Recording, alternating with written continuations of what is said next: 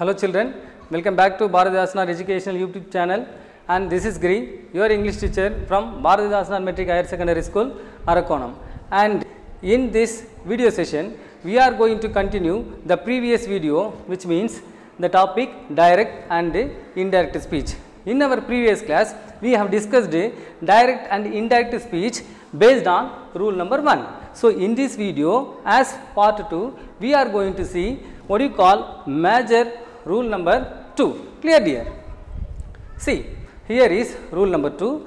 According to rule number 2, when the reporting verb is in past tense, the modal auxiliary verbs like will and shall, which are in the reported speech, will be changed into would respectively at the time of transforming a sentence from direct to indirect. Just have a great look at the board, my dears. Here, as per rule number 2, when the reporting verb is in past tense, which means in the given sentence, hope you know all the direct form of sentences consisting of two major parts, namely reporting part and reported part. The reporting part consisting of the reporting verb. Suppose if the reporting verb is in the form of past tense, which means like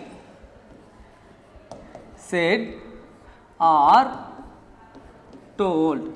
Understood, my dear? If you happen to see the reporting verb in the form of said or said to or told, that is known as the past tense of the what do you call reporting verb. If you happen to see the same in a sentence, suppose if the reported speech, I hope you know what is called reported speech. Reported speech is nothing but the actual words of the speaker spoken by. See, in the reported part, if you happen to see the modal auxiliary verbs like will and shall, the same must be changed into only would respectively. Clear, my dear? You might have a question, which means when the reporting verb is in actually past tense, if the reported speech consisting of will, that should be respectively turned into would. Clear, dear? So likewise, why don't we change shall to should, sir? Clear, dear? Actually, when we change the modal auxiliary verb will to would, when the reporting verb is in past tense, why don't we change shall to should, sir? There is a reason. Everybody has a confusion here, my dear, because when we change will to would, it shows, which means both will and would show what do you call the politeness. Understood, dear? Suppose if you change shall, see, when it is in the form of shall, it shows the politeness or request. If you change shall to should in the sense, it shows the compulsion. Clear, my dear? So that we are not supposed to change shall to should at the time of transforming a sentence from direct to indirect, which means as per rule number 2, if you happen to see the reporting verb in the form of past tense and the modal auxiliary verbs like will and shall, which are in the reported speech, should be turned respectively into would only. Understood, my dear? And one more thing should be remembered by us is nothing but followed by the modal auxiliary verbs. Whatever it is, my dear, I hope you know what are modal auxiliary verbs. Understood, dear? So can, could, may, might, shall, should, will, would, must, and what do you call the quasi modals like need to, ought to, used to, and dare to. Clear, my dears? See, followed by the modal auxiliary verbs, it is necessary to use only first form of the main verb. Understood? Most of the people make the great mistake that very next to the modal auxiliary verb, in case of using any main verb, that should be only in the form of V1, which means first form of the main verb. Clear, dear? And here are the examples, my dears. See here we have been given two examples based on rule number 2. Understood, my dears? I told you in rule number 2, the reporting verb will be in past tense and the reported speech will consist of the modal verbs like will or shall. Understood, my dears? See, my dears, here. So as I told you, here the reporting verb is in past tense and the reported speech consisting of the first form of the modal auxiliary verb. Clear? Right. And the second sentence, have a great look at here, my dear. Said to is the reporting verb. It is in past tense, and the reported part, which means the actual words of the speaker spoken by, is known as reported speech, that consisting of the modal auxiliary verb shall. Clear, dear? See, as per rule number 2, when the reporting verb is in past tense, the modal auxiliary verbs that are in the reported speech should be transformed into would respectively, which means from one to another. And one more thing, my dear, when the reporting verb is in past tense, the first form of the modal auxiliary verbs should be changed into the second form. For example, in case of given can, that should be changed into could. Suppose if you are given may in direct speech, that should be changed into might. Clear, dear? If you are given will, that should be changed into would. Suppose if you are given shall, even the modal verb shall should be turned into only would respectively. Hope you know why should we use would instead of should. Clear, my dear? Right. See, it should be done, which means the first form of the modal auxiliary verbs should be changed into their second form only when the reporting verb is in past tense at the time of transforming a sentence from direct to indirect. Right, sir? Suppose if we are given the second form of the modal auxiliary verbs already in the direct speech, which means in the reported part, if you happen to see any one of the second form of the modal auxiliary verbs, what will you do?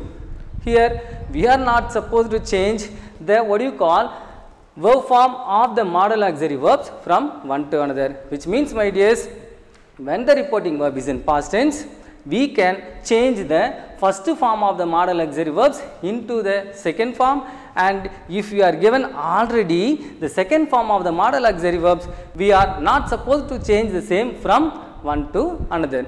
Clear, my dears? And hope you know that followed by the modal auxiliary verbs, it is necessary to use only the first form of the main verb. Clear, my dear? Right.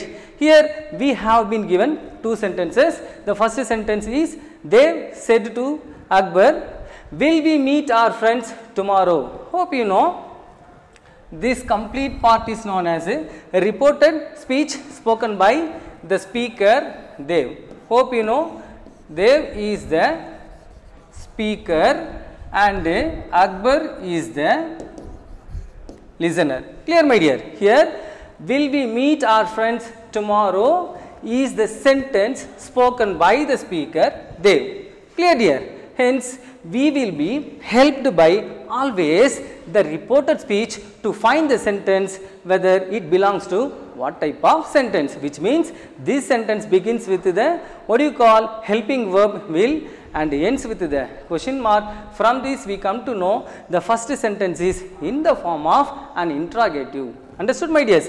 And it is in the form of yes or no type question. Hope you know all the yes or no type questions begin with any one of the helping verbs and end with a question mark. And in the second sentence, my dear, Tarun is the speaker and Navya is the listener. Clear, dear? When shall I return your book? See, this is the reported speech, which means the actual words of the speaker Tarun spoken by to Navya. Understood, my dears?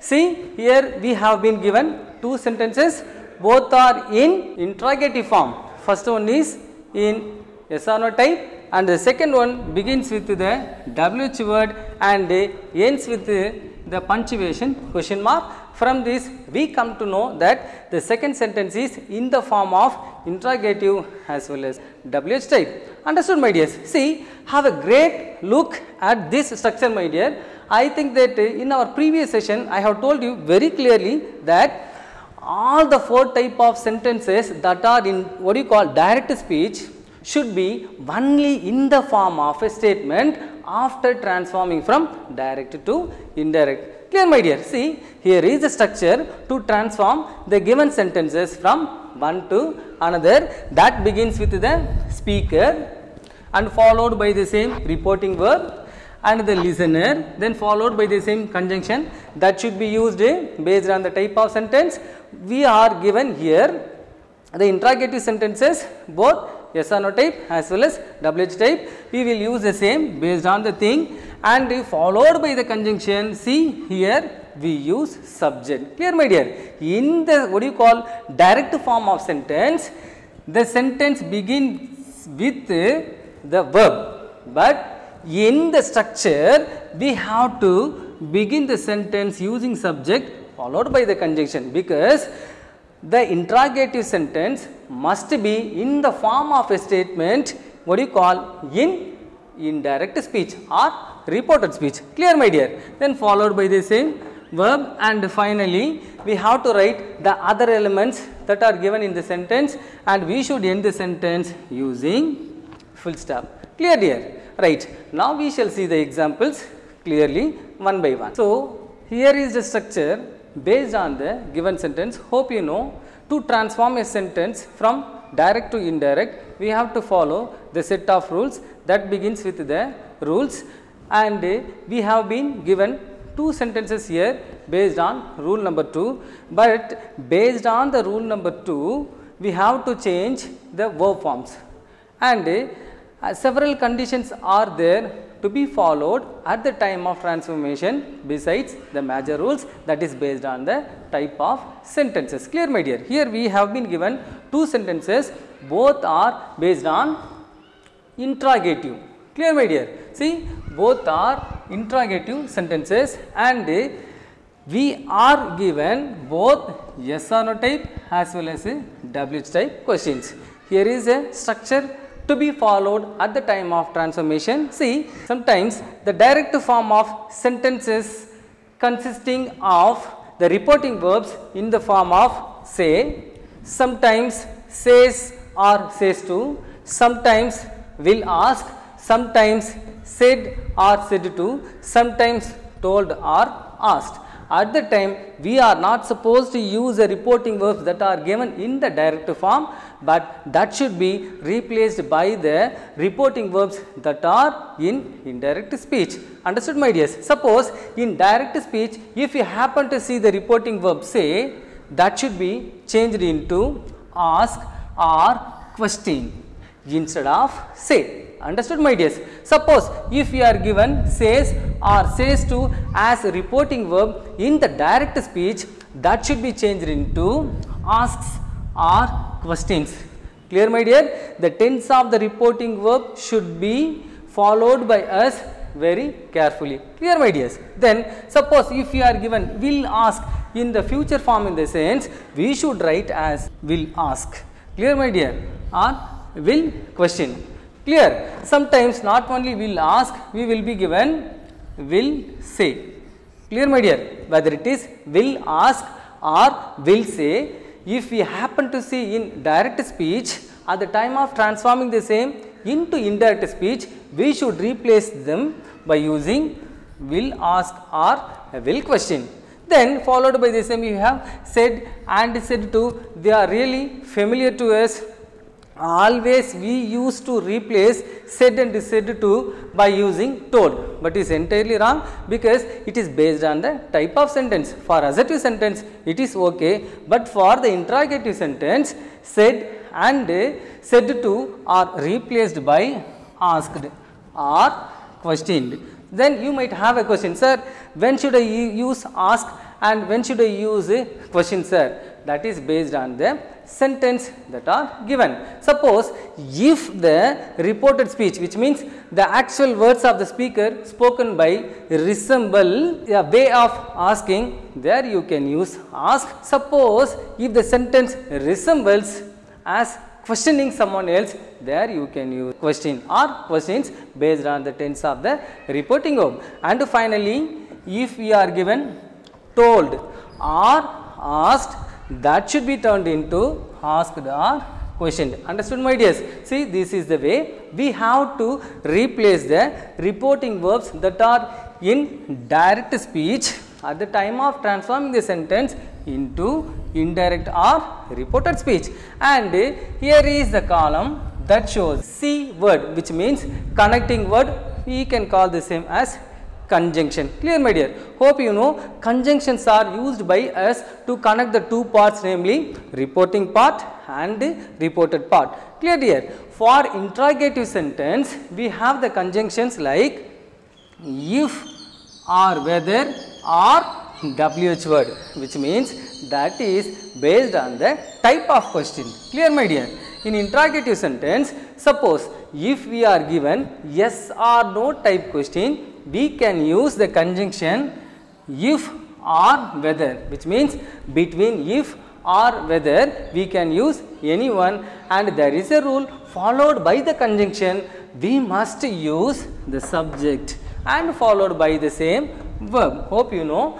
To make the interrogative sentence as an assertive sentence, we begin the subject here followed by the conjunction if or whether. Clear, yes? See, next, in case of given WH type in the sense, here we are instructed to use the given WH word as such as a conjunction. Clear, my dear? If you are given yes or no type question, we have to use the conjunction if or whether, which means between the two we can use any one, and if we are given any WH word questions, we have to use the given WH word as such as a conjunction. Clear, dear? Thank you.